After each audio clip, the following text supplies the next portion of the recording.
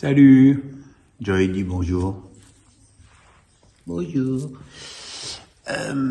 Allez, c'est parti pour Face à Pierrot avec la première question de Tsimbalar 94. Bonjour Pierrot, plus que le rôle de Mbappé & Co, est-ce que la défaite de Marseille ne met pas plutôt à jour les failles du système Tudor que l'on pressentait déjà face à Monaco et Nice?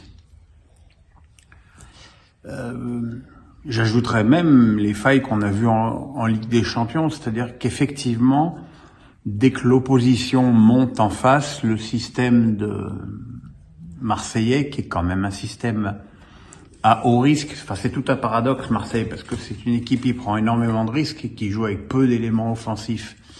Mais il y a une telle projection vers l'avant des joueurs défensifs qu'effectivement, quand tu tombes sur une équipe qui est à la fois capable d'y résister sur le plan défensif et qui a des options en contre aussi exceptionnelles que ce que le PSG a pu avoir avec Mbappé hier, ça fait des gros écarts.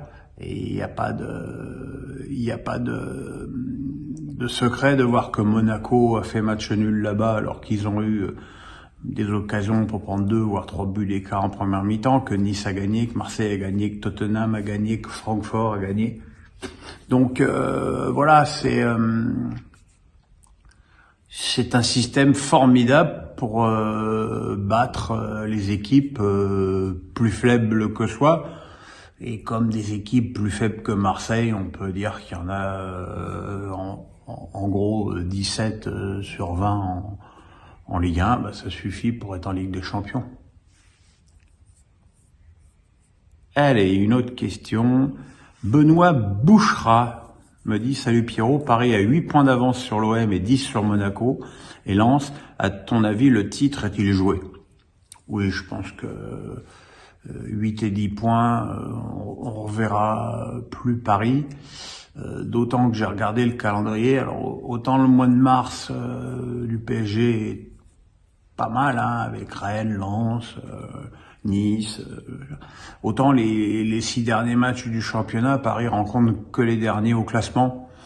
Donc j'ai bien peur que l'écart se creuse sur la fin, à moins que Paris soit déjà champion à quelques journées de la fin et qu'il y ait une décompression.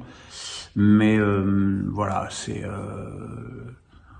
il est évident que si Paris avait perdu hier, le championnat aurait été totalement relancé. Mais bon, Paris a su faire ce qu'il faut. Alex Nissa du 06 me demande Monaco a pris une déroute dans le derby contre Nice. Est-ce que la prolongation jeudi contre Leverkusen ne peut être la seule explication de cette déroute? La principale explication de cette déroute, outre le fait que Nice a fait un très bon match, c'est aussi la compo d'équipe délirante de Clément au début du match. C'est-à-dire t'es éliminé. Bon, c'est vrai que tu joues 120 minutes contre Leverkusen, mais bon, quand même, quoi. Sachant qu'en plus il y a Marseille PSG, t'as l'occasion soit de revenir sur le leader, soit de dépasser le deuxième. Donc c'est quand même c'est une compo d'équipe hallucinante, ce qu'il a finalement implicitement reconnu lui-même, puisqu'il a fait 4 changements à la mi-temps. Et il est évident que le parcours monégasque, même s'il y a des bonnes séries de matchs, il est aussi ponctué de trous d'air, malheureusement souvent en Coupe d'Europe ou en Coupe de France, et que finalement le règne de Clément est loin d'être extraordinaire. Coach Carlon me dit « Penses-tu que le PSG a prouvé qu'il était plus fort sans Neymar avec une défense à 3 ?» Alors avec une défense à 3, oui. Pas parce que je sois un grand fan de la défense à 3, mais parce que dans cette équipe, tu as Hakimi, voire Mukiele, et surtout l'exceptionnel Nuno Mendes. Effectivement, quand tu as des joueurs comme ça, comme piston, la défense à 3, à mon avis, s'impose d'elle-même, surtout que ça sécurise un garçon comme Ramos, qui évidemment n'a plus sa vitesse d'antan. Maintenant, sans Neymar, je trouve que c'est quand même faire injure à un joueur qui en est à 13 buts et 10 passes décisives depuis le début de la saison. Ce qu'on a pu voir à Marseille, c'est que dans les matchs de haut niveau, il valait mieux avoir 2 de devant que 3. mais ce sera pas nécessairement Neymar à chaque fois, sauf pour Riolo. Mais bon, Riolo, c'est un cas clinique maintenant. Elias Recham me demande: que penses-tu de l'arrivée de Sonny Anderson à l'OL? Pas grand-chose. Encore une fois, surtout dans un club comme l'OL, tout dépendra de son champ d'action et du pouvoir qu'il aura dans ses fonctions. Si c'est juste pour murmurer à l'oreille de Jean-Michel Aulas, ça servira pas à grand chose. Maintenant, s'il a effectivement un pouvoir décisionnaire, ça peut être différent.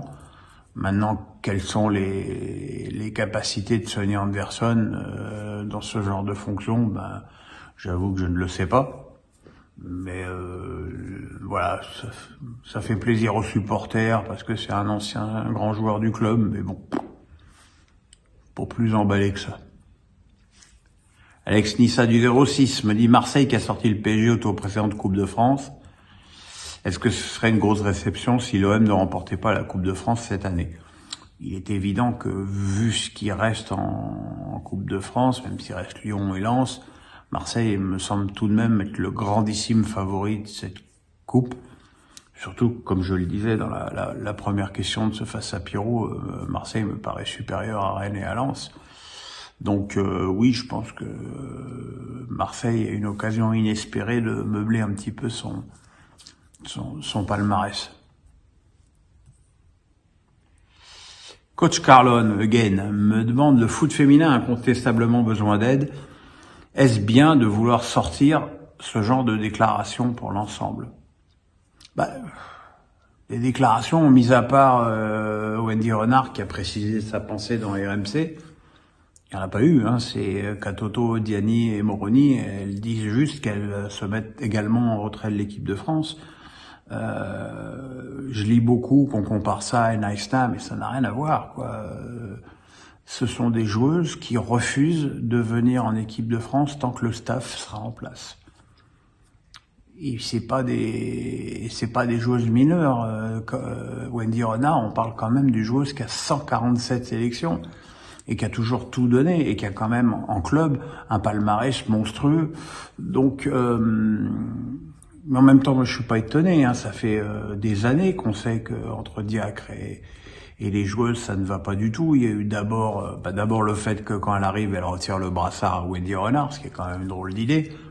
Puis la mise sur la touche d'Amandine Henry, qui est pourtant toujours rayonnante dans le milieu de terrain à Lyon, d'Eugénie Le Sommer, la non-sélection de Katoto à la Coupe du Monde alors qu'elle était déjà meilleur buteur de la première division.